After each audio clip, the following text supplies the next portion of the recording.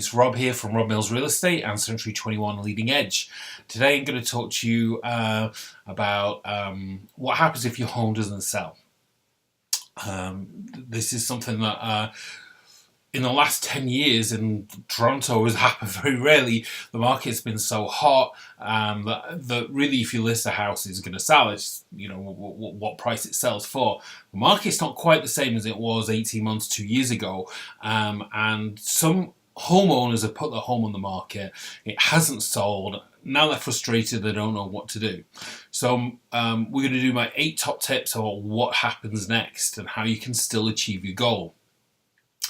Tip number 1, don't give up. Just because your house didn't sell doesn't mean it won't sell.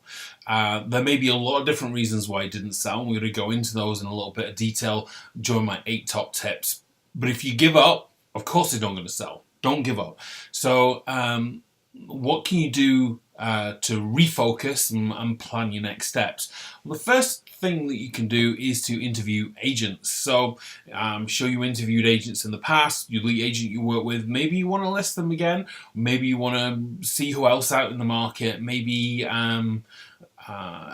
maybe there's someone out there with the experience you're looking for who can help. A lot of agents have got their license in the last 10 years, have not experienced a different market other than boom, and they don't know how to sell a home when the market's cooled. So maybe you want to look at someone with a little bit of different experience that can help you through the sale process and make sure it happens this time. Number 3, we're going to look at timing. Maybe the timing was just off last time you listed. It's not that the house won't sell. If a house is priced right, exposed to the market, it should sell. That's the market forces at play. There's still a lack of inventory in the GTA. There are still plenty of buyers out there who are looking to buy. So maybe your home didn't sell because of the timing. Now, when I talk about timing, you could be looking about the timing in your particular area. A lot of people will say, how's the market? Well, you know what? The market's different wherever you are. The 905 is different to the 416 market. The condo market is different from the house market. The difference between Etobicoke and Whitby is great. So there's different markets, different times that you can list the home that will reach the market, meet the people who are looking in the market at that time. So look at the timing. A real estate agent with the experience that you need will be able to look back at over the years and see when's the hottest time for your home to sell, when's the best time to list, and make sure that you maximize the potential of selling your home by timing the listing right. Next, we're going to look at price. Make sure your price is priced right for today. A lot of people have been living in 2016 prices. If you're living in the GTA, you know, we were in a real seller's market during 2016 and early 2017. And the market is definitely cool from its height. Still a very good market. Still a great deal of potential to sell your home for the right price. But that's the key. What's the right price? You can't look at yesterday's price. You can't look at last month's price. You've got to look at today's price. What's happening in the market today? What's listed? What's sold? What's not sold? Why isn't it sold? And at what price? If you look at those key indicators, you'll definitely understand where your home should be priced, why it didn't sell last time, and why it could sell if you price it right this time. Next thing we're going to look at is improvements. Use the feedback you got from your last listing to work on any improvements that you need to make on the home. So, you know, again, you know, in 2016, you could pretty much list a house and it'll sell. Some houses that are staged maybe sell for a little bit more. May take a little bit more work to sell a home right now than it did before. So you got to look at what improvements you can make, what can make your home stand out. Look at curb appeal. Look at decor, look at neutralizing your home, make sure you depersonalize it, make sure it's clean top to bottom, make sure when a buyer comes in to see the home, it looks perfect. And you have the opportunity now to do those little improvements, do any work that needed to done. To do, and again, use the feedback you've already received from your last listing to concentrate on the areas that need to be improved on.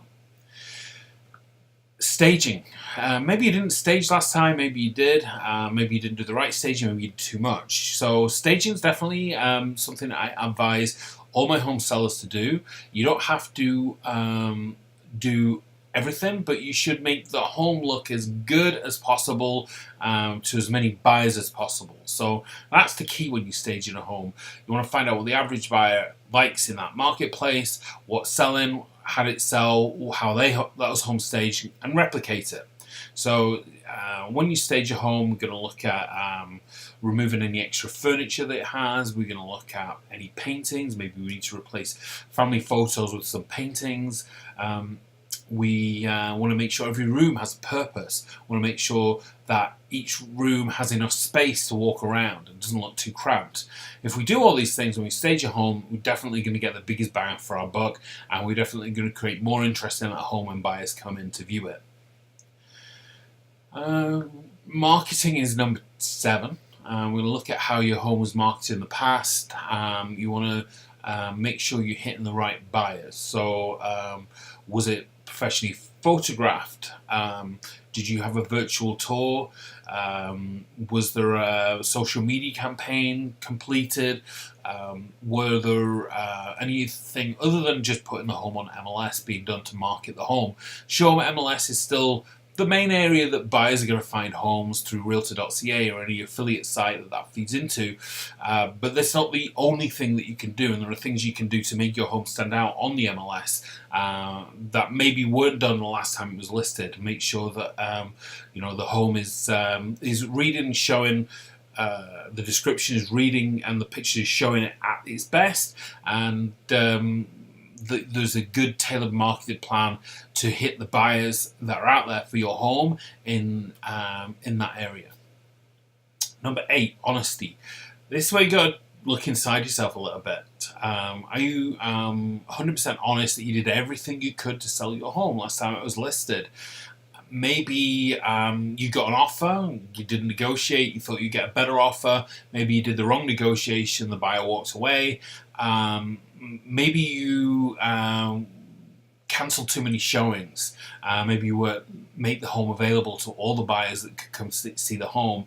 A little bit of honesty would definitely go a long way to getting your home sold. You have to be in it to win it, and you want to make sure that you're doing everything you can to get the home sold. Make sure you're not cancelling showings. Make sure you're making the home available. Doing open houses, anything that's going to make that home sell.